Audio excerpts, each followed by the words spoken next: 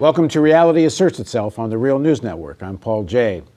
In his book, Method and Madness, Norman Finkelstein wrote, Israel's evolving modus operandi for restoring its deterrence capacity describes a curve steadily regressing into barbarism.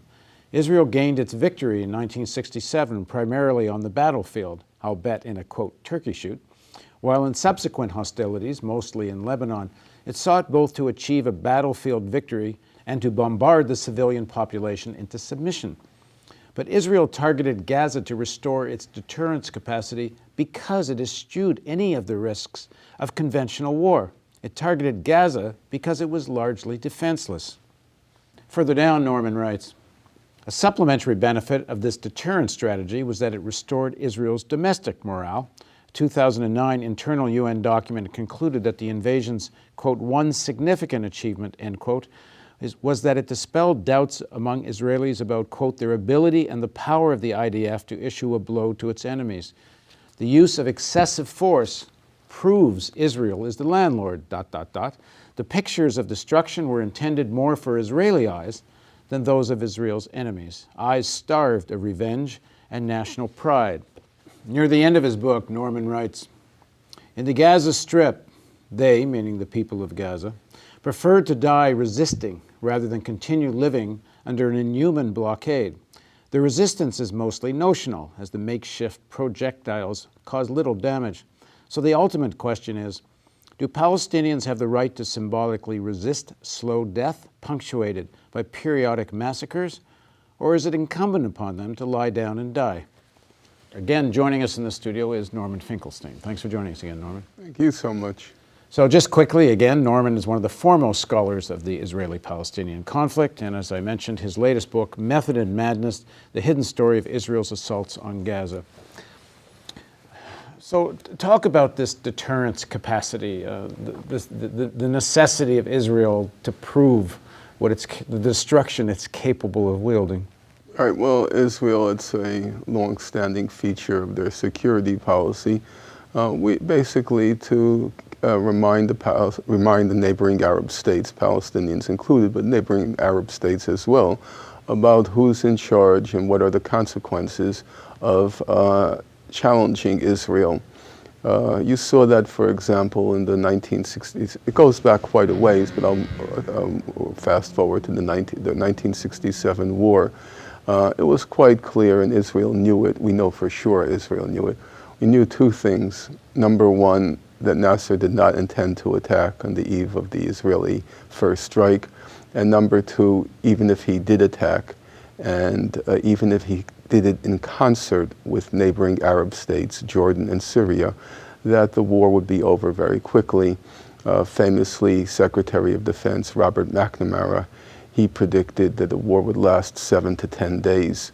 And he was always proud of that prediction. In fact, the war was over in the first day because Israel, in its first strike, demolished all of Egyptian planes on the ground, so the war was over. The only reason it lasted 7 days is because Israel then proceeded to take land in the Jordan, take land in the Golan Heights.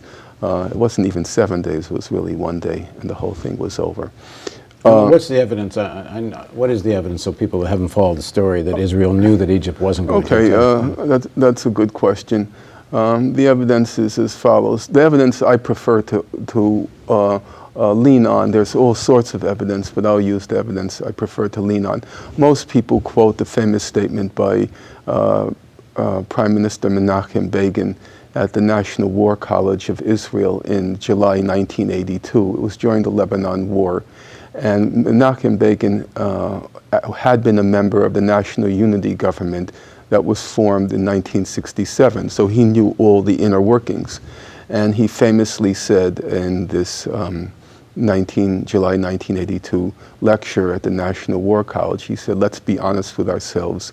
There was no evidence that Nasser was going to attack. We decided to attack first.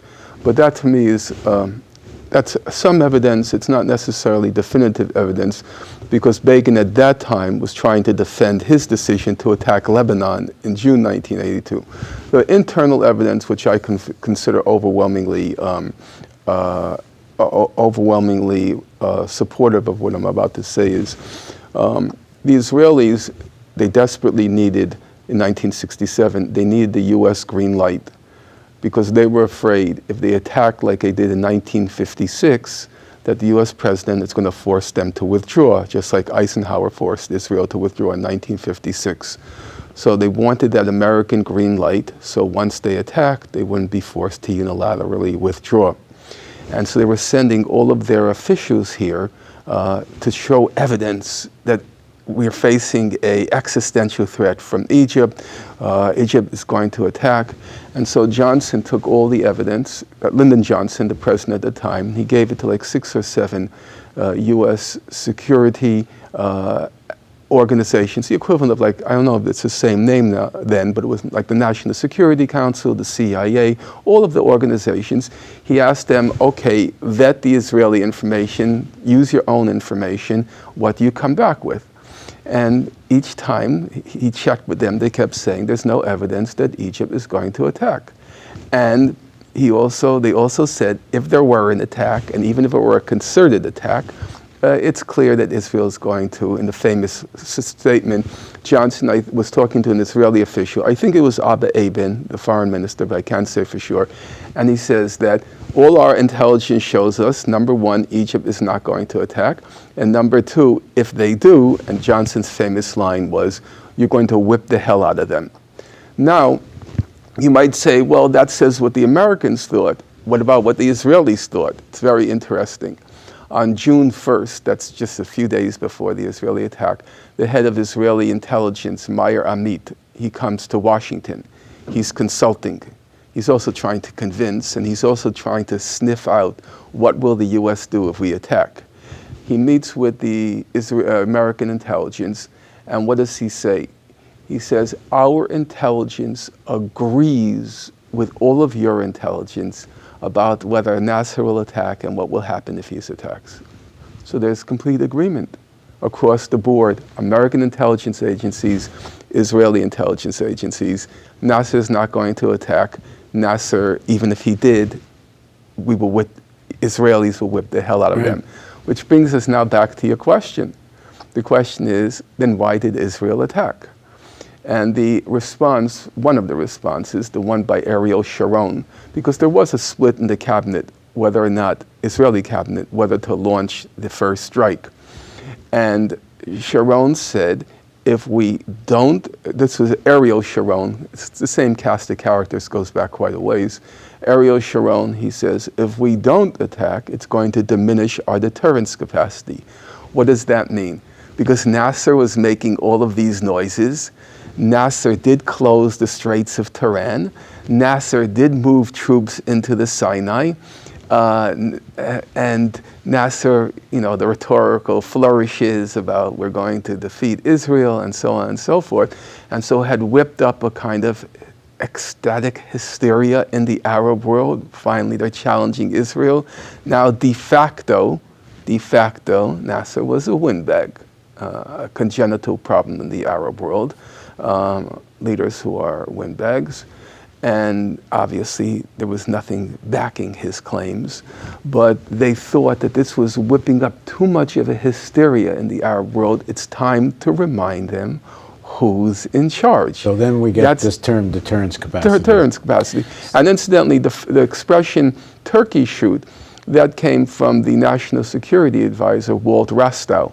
And he says, well, yeah, it was the Israelis attacked. He said, well, it was more like a turkey shoot, which is what it was.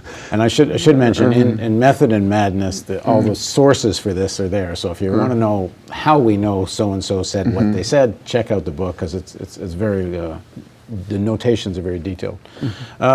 Well, then, so now to bring it up to date, to where we begin with Gaza, because the book effectively begins before you do that, I want to get to deterrence capacity runs into some trouble in a place called Lebanon. That's exactly what I was going to get to. That's exactly, we're on the same wavelength. So the book begins with the Israeli attack on Gaza, Operation Cast Lead in 2008, December 27th, 2008 to January 17th, 2009. So what was the Israeli purpose behind that? Its deterrence capacity, its ability to frighten, terrify the Arab world, it suffered a real blow during the July-August 2006 war in Lebanon. Israel went in with the full force of its high-tech killing machine, inflicted massive death and destruction. About 1,200 Lebanese were killed. Of those 1,200, about 1,000 were civilians, 200 were Hezbollah fighters. But Israel was very careful not to launch a ground invasion, because you don't want to go to war, hand-to-hand combat with the party of God, the Hezbollah. I've met Hezbollah fighters. They're serious, and they want nothing more than to tangle with Israelis. And Israeli soldiers did not want to tangle with the party of God. The long and the short of it was, Israel, as I say, used this high-tech killing machine for about 3 weeks' time. Well, it was 34 days, but after let's call it 4 weeks' time. Then it was clear that the only option now was to launch the ground invasion, because the Hezbollah had these... what year were we in? 2006. Hezbollah, Israel claims it knocked out the medium and long-term missiles. I don't know if that's necessarily true, but let's, for argument's sake, accept it. The problem was these short-range rockets that Hezbollah had. You can't disable them from the air. The only way you can disable them was with a ground invasion. And Hezbollah kept firing more and more and more, not inflicting massive damage, but showing it's still resisting. The only way to get rid of them is, as I said, through a ground invasion. Israel did not want a ground invasion because it knew it would suffer significant combatant casualties. And so Condoleezza Rice in the UN was blocking any resolution ending the conflict. But then it was clear, we better end this now because we're in a mess. And so Condoleezza Rice finally allowed the resolution to pass in the Security Council, and the Lebanon so-called, well, it was a war in some ways, was over. It was horrible what the Israelis did at the end. It's all completely forgotten. The resolution was passed. The war was over. All that was waiting was now implementation on the ground. Everybody agreed, war is over. What did Israel do in the last 72 hours?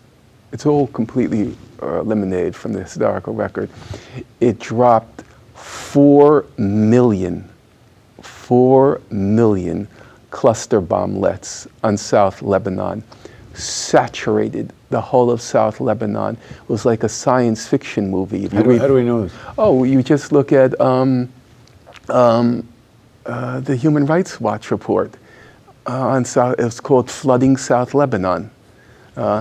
It's a very vivid depiction of the monstrousness of what Israel did. It depicts homes, the roofs, through the windows, the cluster bomblets, and their entire apartments are just saturated with them. 4 million cluster bomblets. In any case, that's a separate issue. Maybe one day I'll come back and talk about. But for now, the point is, Nasrallah kept referring to it as our divine victory. Nasrallah, leader of the Hezbollah. Yeah, the head of the Hezbollah, Sayed Nasrallah, kept referring to it as our divine victory. And that, of course, shook up the Israelis, because it was like Nasser, but with a real victory. And it was time, they had to figure out a way to restore their deterrence capacity. And they chose Gaza. And in the typical cowardly way, they chose a place which was utterly defenseless. And then proceed to prove how tough they are. Prove how tough they are against a defenseless victim. In Operation Cast Lead, about 1,400 Palestinians were killed. 2009. 2008-9, of whom about up to 1,200 were civilians. They left behind 600,000 tons of rubble, which is actually it paled in comparison to what they did during Operation Protective Edge this past summer. Protective Edge was much worse, but it also was different because the Palestinians did manage to build the tunnel system, And because of the tunnel system, the tunnels were not vulnerable to artillery strikes or air attacks. They were pretty impressive. Anyone who knows the Arab world knows 4 out of every 3 Palestinians is a civil engineer. And in Gaza, you have a lot of unemployed civil engineers. And so with very primitive implements, they actually built a very impressive, sophisticated catacombs tunnel system in Gaza. And so when Israel went in, it never went very far in. There's a misunderstanding about that. They basically stayed on the border because the Palestinians were coming out, the Hamas fighters were coming out of the tunnels. And it's not Stalingrad, it's not Leningrad, but in the first Operation Cast Lead, 10 Israeli combatants were killed. Of those 10, 4 of the 10 were killed from friendly fire, which means only 6 were actually killed by Hamas fighters. This time it was different. It was 67 Israeli combatants who were killed. And they were basically killed for 2 reasons. First of all, the Hamas fighters appear to have been more sophisticated this time. It's said they were trained by Hezbollah, but I don't know. But secondly, it was that tunnel system. But your main point here is that the fundamental reasons for attacking Gaza is to sort of reassert the fear factor. A fear factor, but there was also a second factor, which I discuss at equal length, which is the peace offensive. That every time Hamas was becoming too respectable, every time Hamas was becoming too reasonable, every time Hamas was upholding the terms of the ceasefire that it signed with Israel, there was the fear by Israel that somebody will say, well, if they're respecting agreements, if they're carrying on in a responsible fashion, then why don't you negotiate with them? And the Israelis have one Israeli political scientist, his name is Avner Yaniv, he coined a nice expression. He called it the fear of Palestinian peace offensives. They're becoming too reasonable. And so we have to hit them hard so that the quote unquote radical and extremist elements will gain the upper hand internally. So every time there's a Palestinian peace offensive, Israel launches one of its murderous invasions, and that's exactly. And the sort of, I guess, one of the nightmares of the Israelis in terms of all this is some reunification with Hamas and Fatah and the PLO, and that's exactly what happened. They created this unity government. Right, and that's actually that's the proper starting point for what happened in Gaza this past summer. It was what's called the Government of National Consensus that was formed at the end of April 2014. And surprisingly, the United States and the European Union, they did not immediately break off relations with the new government because technically Hamas is, has a terrorist organization in the U.S., terrorist organization in the EU. So you would have expected the U.S. would break off relations, and the EU would, but they did not. Part of it, I think it was punishment because of the Kerry Peace Initiative, which was sabotaged by Netanyahu, and they wanted to get even with him for that. So they said, no, we'll take a wait-and-see approach with the Hamas government. And this inflamed and incensed Netanyahu because this is the second time these countries are dealing with terrorists. The first, of course, is Iran. They're in the midst of these negotiations with this government that's threatening a second Holocaust against Israel and all that sort of nonsense. And now they're negotiating with Hamas, which wants to destroy Israel. But all Netanyahu could do was fume. He wasn't able to do anything about it until, excuse me, in June of this past year, when the 3 kidnappings occurred of the Israeli teenagers. He found his opportunity. He decided to use that as a pretext. He knew the kids were dead almost within 24 hours. He knew all that. So he didn't have to go looking for them. Yeah. And it was also known almost right away that Hamas leadership were not in on this. Exactly. He knew all that.